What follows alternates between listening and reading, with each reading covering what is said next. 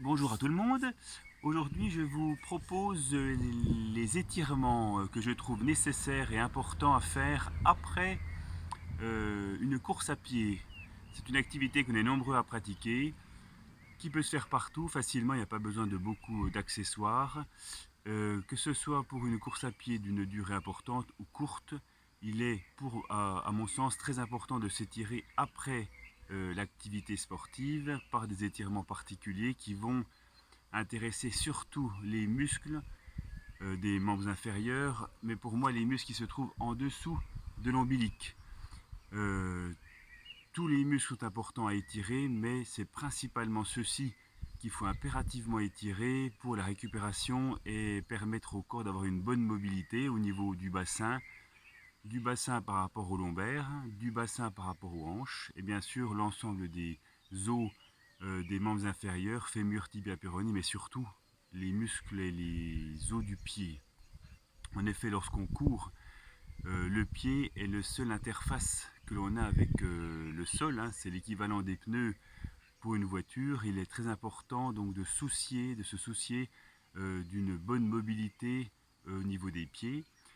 Et à titre personnel, je préconise toujours à mes patients de consulter un confrère podologue avant d'attaquer une course à pied pour que celui-ci soit, en tant que professionnel, soit apte à dire aux patients, aux sportifs, s'ils ont besoin d'une correction ou non pour leurs pieds.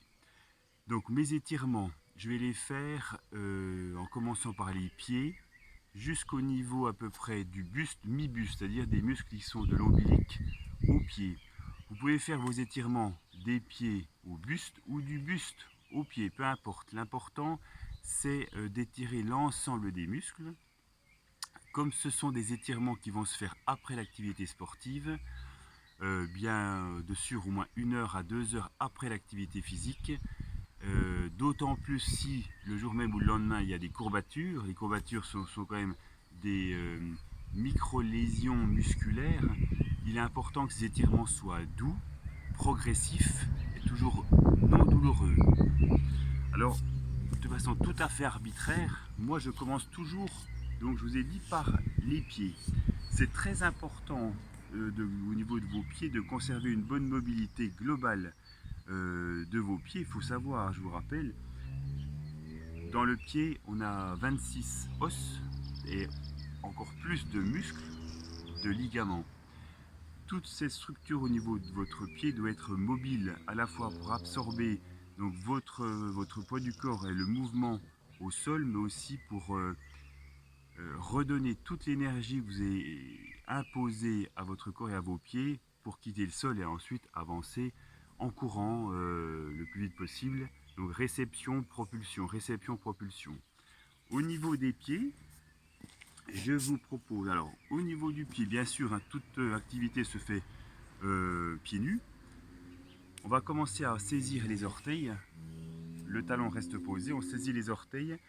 Ici à droite, main droite, pied droit. On saisit les 5 orteils et lentement, flexion, extension. On va chercher à entraîner les 5 orteils en mouvement de flexion, en mouvement d'extension. Ça travaille déjà toutes les articulations de vos pieds, mais également euh, les orteils avec l'avant du pied. Donc des allers-retours assez lents, ça c'est très bien à faire après la course et très bien à faire également après des marches. Vos pieds ont été sollicités, ils sont dans les baskets. C'est très important de retrouver une mobilité globale du pied. Donc des allers-retours, flexion-extension.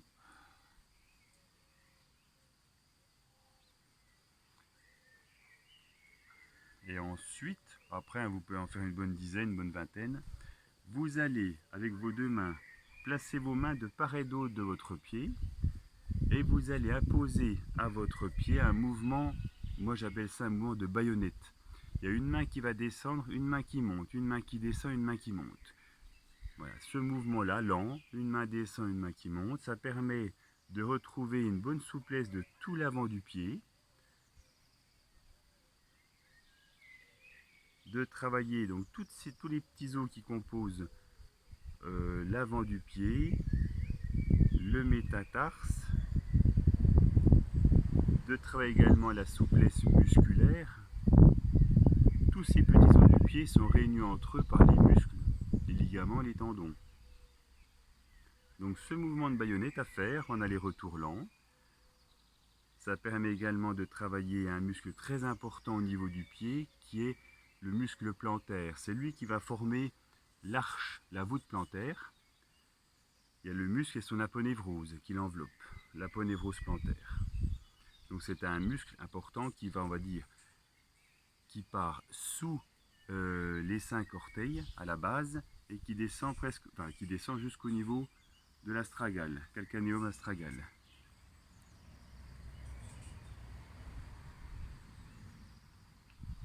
Donc des allers-retours en baïonnette, on peut reprendre les extensions-flexions des 5 orteils en mouvement lent.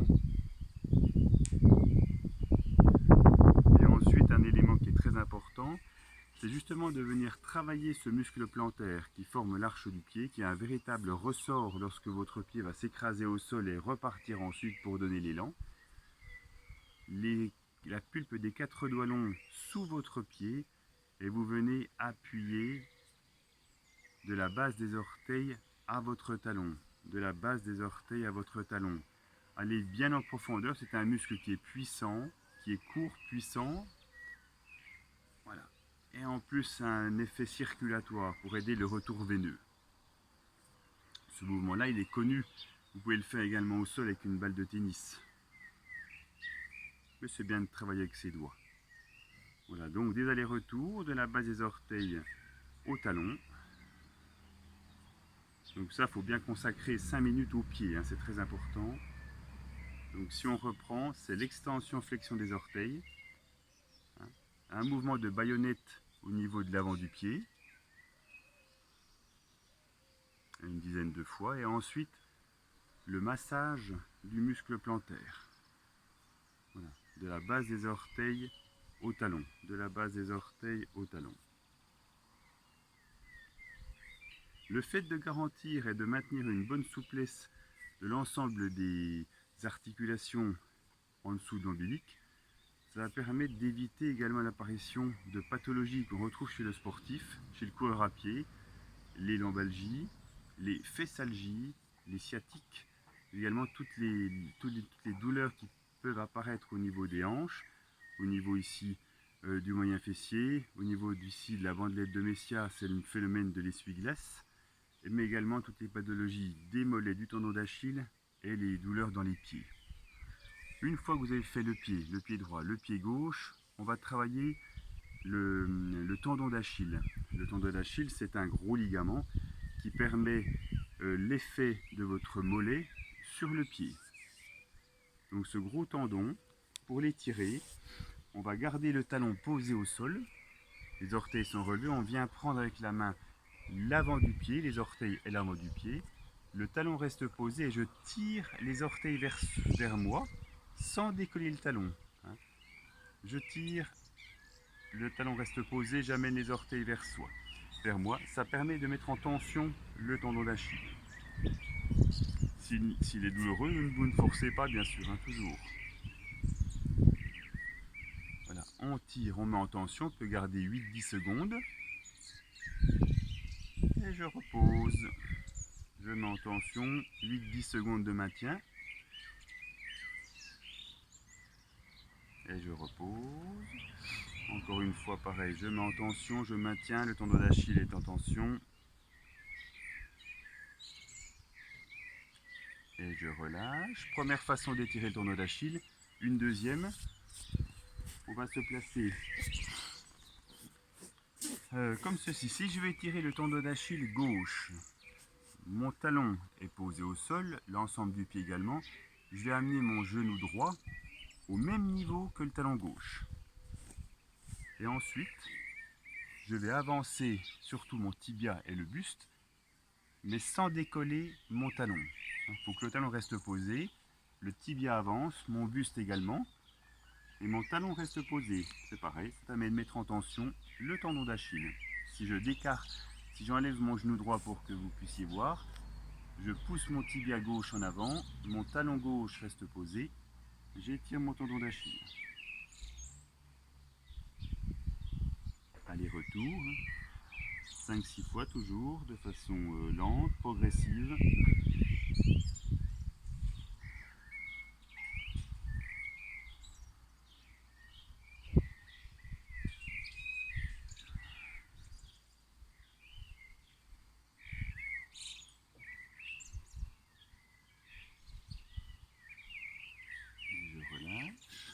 Donc on a vu les deux méthodes pour le tournoi d'Achille. Maintenant nous allons étirer le muscle du mollet. Meilleure façon d'étirer le muscle du mollet, on est à plat dos. Si je veux étirer mon mollet droit, je pousse la jambe au plafond, je ramène bien les orteils vers moi. Je tends la jambe et je maintiens. L'important c'est de bien ramener les orteils vers vous pour mettre en tension le tendon d'Achille de nouveau, mais également le mollet, le muscle du mollet.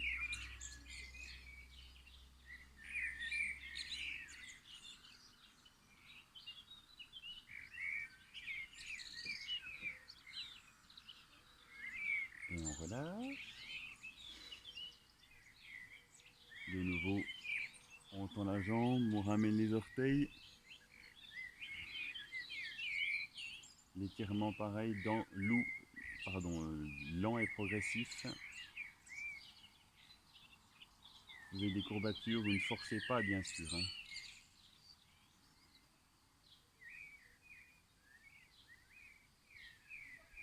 Et je relâche. On a vu le mollet. Maintenant nous allons remonter un petit peu plus. Nous allons partir sur les ischio-jambiers. Ce sont les muscles qui sont à l'arrière de la cuisse. Ils vont du bassin jusqu'à l'arrière de votre genou.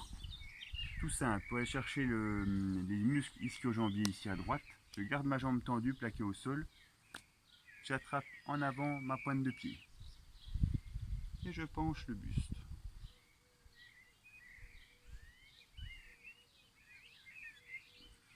Je relâche la tension et je repars.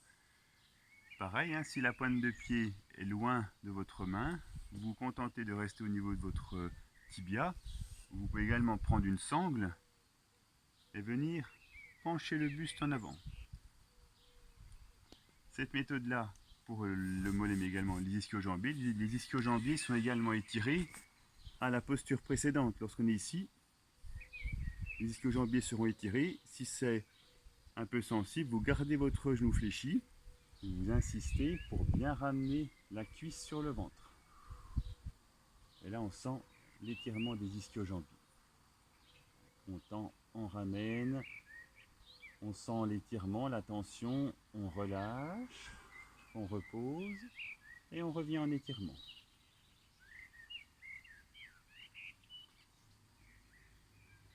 Et on relâche.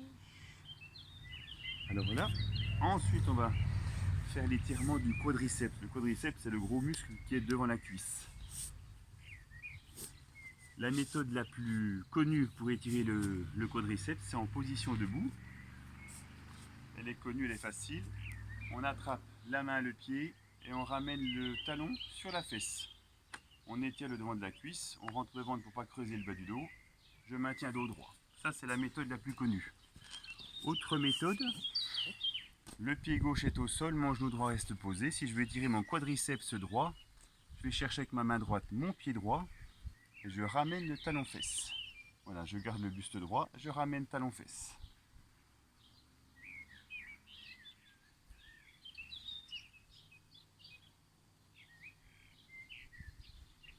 Voilà, je peux partir un peu vers l'avant pour étirer la partie haute de son insertion.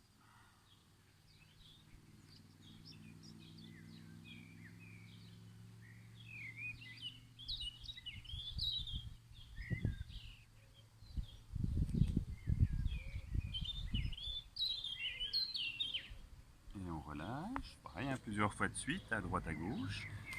Ensuite, les muscles importants qui interviennent dans la course à pied, ce sont également les intérieurs de cuisse, ce sont les adducteurs. Les adducteurs, pareil, il faut les étirer lentement pour éviter l'apparition de pubalgie à la course, qui sont les douleurs au niveau du bassin, du petit bassin, insertion très haute. On va partir les pieds largement plus écartés que votre bassin, les deux mains posées au sol, je pars à droite, je pars à gauche, je pars à droite mais je maintiens. Je souffle bien, les orteils sont orientés vers l'avant. Il ne faut pas qu'il y ait de mouvement de rotation au niveau des hanches. Les orteils sont en avant, je viens étirer ici l'adducteur gauche. Et je descends, pareil. Dès que la tension est perceptible, je maintiens. Si elle diminue, je descends un peu plus bas. Je relâche progressivement. Je vais chercher l'autre côté.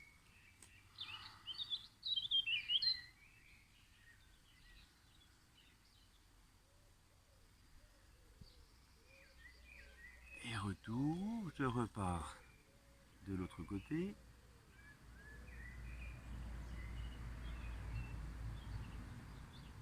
Et retour, encore une fois.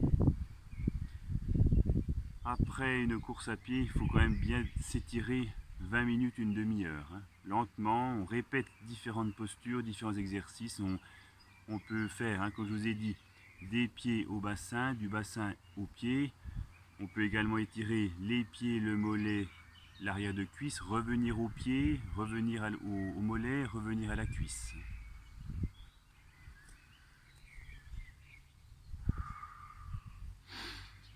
Retour, et après on va garder les mains posées. On va fléchir les deux genoux ensemble, mais les rotules partent à l'extérieur. On essaie d'ouvrir les hanches et voilà, on maintient. L'étirement là se fait sur les deux adducteurs. Le dos reste droit. On posture, on maintient 8-10 secondes. On relâche, je retends mes jambes. Je mets en tension, je fléchis mes genoux, mes rotules partent à l'extérieur et je maintiens.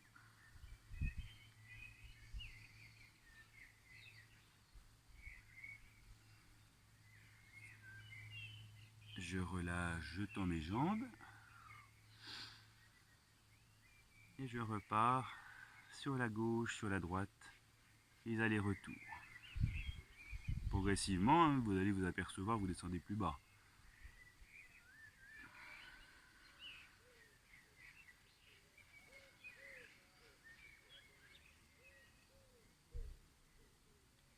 Et repos. Ensuite, après les pieds, tendon d'Achille, le mollet, le quadriceps, les ischio-jambiers, les adducteurs, on va travailler des muscles beaucoup plus profonds qui sont au niveau de vos hanches. Deux muscles importants. Le premier, c'est le pyramidal ou piriforme.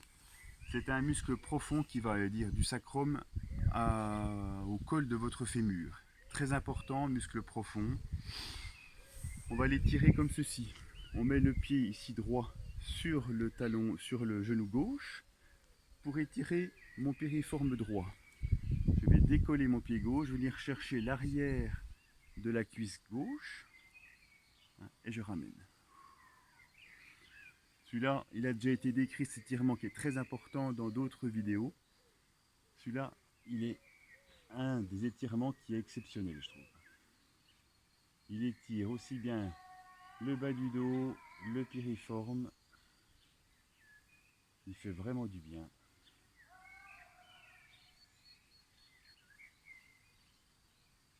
Je relâche lentement, je peux faire l'autre côté. Je viens chercher l'arrière de la cuisse et je ramène. Je souffle, je ramène.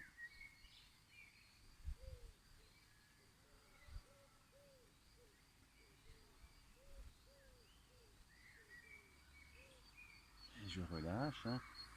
Encore une fois, plusieurs fois de suite. Voilà.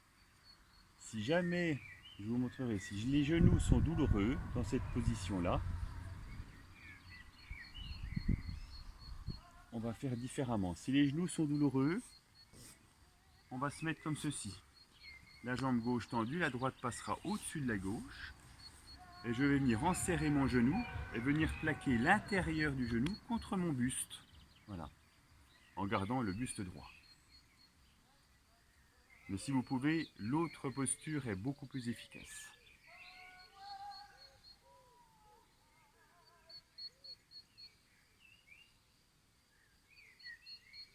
Et je relâche.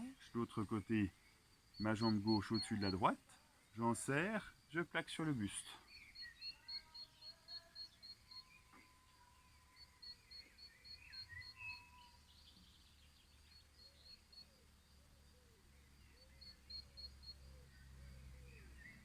Et je relâche. Alors ceci c'est pour le muscle piriforme ou pyramidal. Un autre muscle très important à étirer, vous avez sûrement entendu parler, c'est ce qu'on appelle le muscle psoas. Alors le muscle psoas, c'est un muscle qui est également profond et qui va, le long de votre colonne lombaire et qui descend, un à droite, un à gauche, et qui descend au niveau de l'intérieur du col du fémur.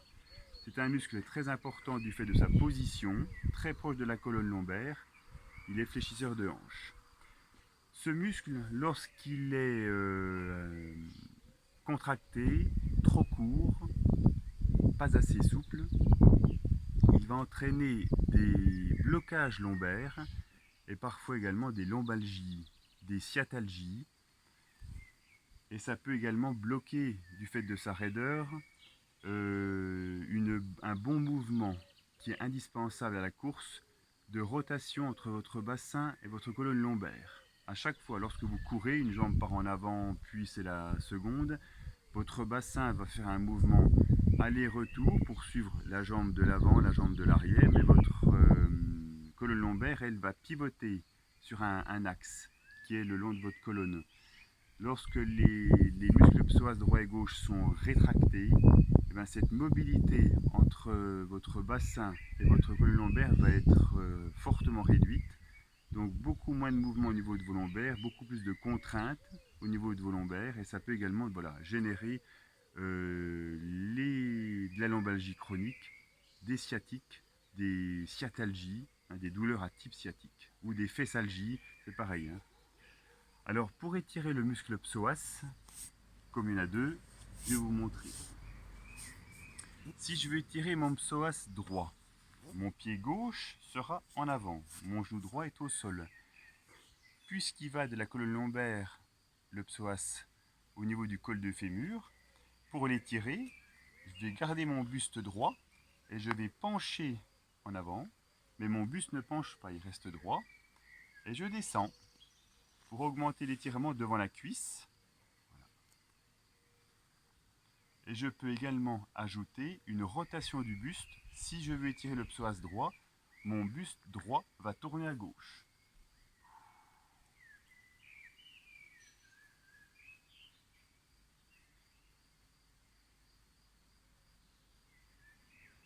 Je reviens lentement de ma rotation, je redresse le buste. Changement de côté pour mon psoas gauche. Je descends, mon buste est droit, et comme c'est mon psoas gauche, je tourne à droite.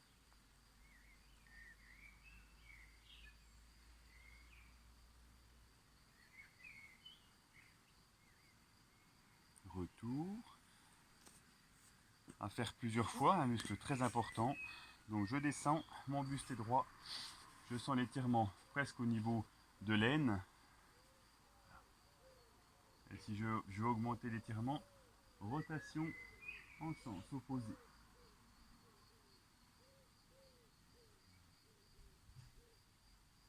Et retour, encore une fois. Pour le psoas gauche, je descends, mon buste est droit et je vais regarder dans le sens opposé.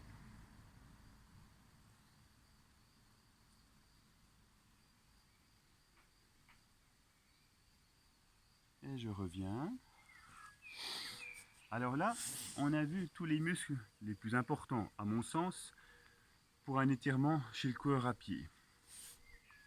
Le travail des pieds, le travail de l'aponévrose et du muscle plantaire, l'étirement du tendon d'Achille, l'étirement du mollet, le quadriceps, les ischio-jambiers, l'adducteur à l'intérieur, le pyramidal et le psoas. Je vais me limiter aux muscles qui sont sous l'ombilic, à ne pas oublier deux muscles importants, puisque lorsqu'on court, bien sûr, les jambes vont travailler, le bassin accompagne le mouvement des jambes, mais au-dessus, il faut une certaine tonicité au niveau du buste. Deux muscles importants encore à étirer, ça va être le muscle transverse et les muscles obliques. Donc le muscle transverse, lui, comme son nom l'indique, il est transversal, il gaine lorsque vous courez, et les muscles obliques vont être de chaque côté, puisque lorsqu'on court, il y a une dissociation entre le bassin et vos épaules. Le bassin est d'un côté et les épaules de l'autre lorsque l'on va courir. Il est important de travailler cette mobilité-là. Tout simple, c'est presque un mouvement de détente. On est sur le dos, les genoux sont fléchis, les bras de côté. Je descends mes jambes d'un côté, je souffle bien. Je descends mes genoux de l'autre côté, je souffle également. Aller-retour. Étirement des muscles obliques.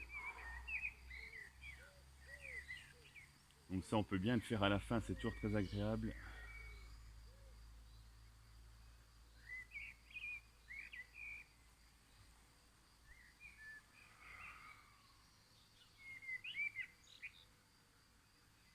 Et retour. Et ensuite, je me mets en tailleur. Je vais avoir une main posée au sol. J'incline. Ouverture ici du flanc gauche. Ouverture du flanc droit. Lorsque j'incline, mes deux fesses restent posées. Voilà, à droite, à gauche à droite. Rotation droite, rotation gauche. Et là, j'ai étiré tous les muscles importants à la course. Ce qui va vous éviter des blessures, ce qui va vous permettre une meilleure récupération et sûrement de meilleures performances. Et bien écoutez, surtout ne pas oublier une bonne hydratation avant, pendant et après la course. J'espère avoir répondu à toutes vos questions et interrogations et que vous allez mettre en pratique à la course tous ces bons étirements. Voilà, et bien à très bientôt et prenez soin de vous.